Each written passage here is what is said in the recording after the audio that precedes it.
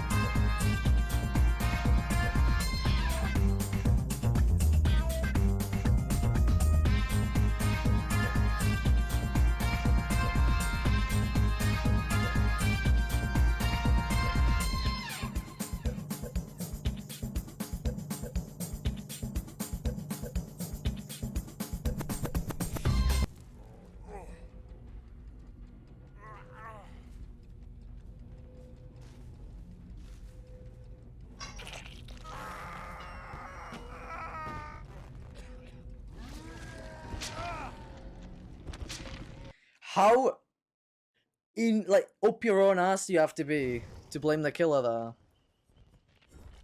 Okay, so this next survivor, I want you to pay close attention to Realme Leon's perks, because he's got the absolute meta build, plus a purple medkit, and all the green add-ons for it, so he is giga tryharding with the best of the best. And he's the one who died, which, for that person, sucks. And to be honest with you, I had quite a good game. I actually really enjoyed it. I was playing as Trapper, people were falling in my traps. I could have played a lot more scummy and probably got a 4K out of it. I could have tunneled a bit more, but to be honest with you, I was actually just having a pretty good time playing it, so I wasn't that bothered. This guy, there is a bit of a trigger warning. He does use some like slurs and stuff. He's like, you know, he's going to offend a few people out there, but the main point of this is this person came with every single crutch you could possibly imagine and still got killed. And what's funny is the way they died was complete their own doing. They walked into my trap in the end game. They'd been hooked just before, then unhooked, and then walked straight into a trap. And the trap positioning was a bit scuffed, but it's quite funny because most people wouldn't put a trap there, but I always put them not next to loops, but like just a little bit away from them, because most people expect them just next to pallets or just before pallets or, you know, on tight corners. Just I always go for something a little bit different because it does kind of trick better players out there. And he spent the entire game trying to get me to go through the main building of like the hardest place to actually catch a survivor. So all these guys knew what they're doing. They were good at body blocking. They were good at playing the game. I had them on the ropes at one point. I had 2 on the ground. It was a real battle, and then it just kind of fell apart towards the end, but I don't mind. So I'm going to show you the footage of the game, but only brief snippets, just so you can see what actually happened during the game. You'll see a few downs, you'll see a few hooks, just the basic gist, but the main point is how this player died is actually quite funny because it's completely their own fault. And I love plays like this. I think it's hilarious. Like, they actually think they deserve to live in this game because of what? Because they think they played better than other people. You're playing against a Trapper with probably one of the easiest builds to beat possible because I've got no gen slowdown. And I'm playing Trapper, one of the worst killers in the game. So, yeah, it's quite fun. Just enjoy some salt.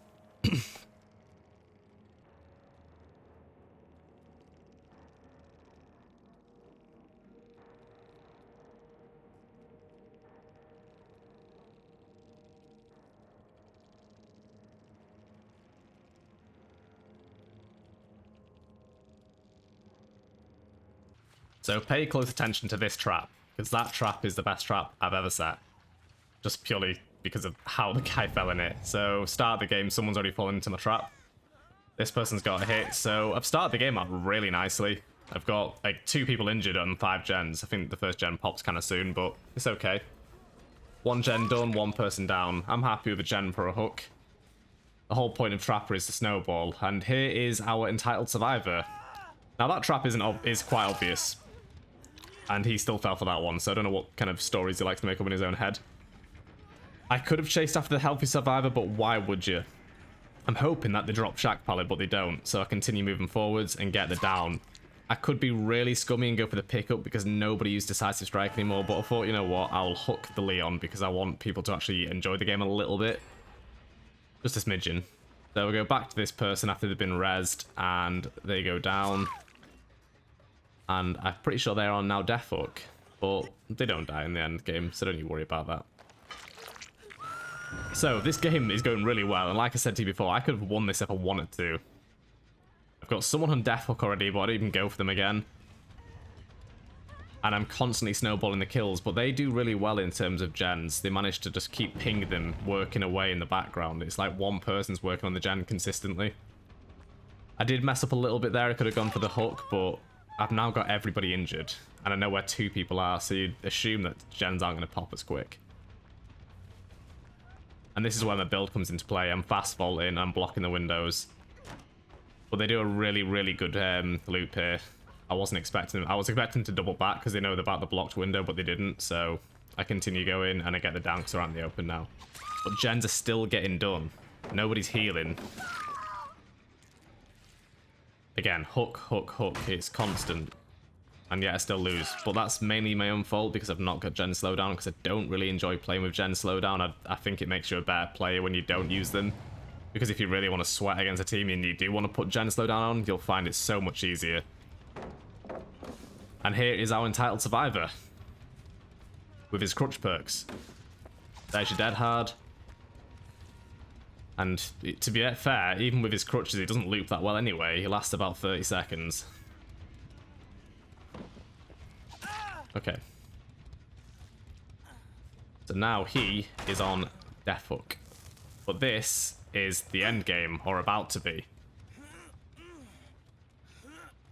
And a hook for you. So he's now been hooked, and all the gens are done. I could, if I want to, face camp and try and get some more kills. I think I've put a trap by one of the doors, but they've already disarmed it. And this is where good players come into play. This survivor is healthy. They block the one on the door, like so. But Leon decides to walk into a trap. He could have made an exit gate run, because he probably had enough time to get out there and they would have body blocked for him. So his death is his completely own doing. They've all gone out. And he's dead. And that's a GG. What else can you say about this game? Why was he entitled? I have no idea. Anyway, I hope you enjoyed this video. It was just a bit of fun. There is a lot more footage I've got, but to be honest with you, it would have ended up being like a 30-minute video, and I don't think people can listen to my monotone voice for that long. So, take care. Like, subscribe, and other YouTube things.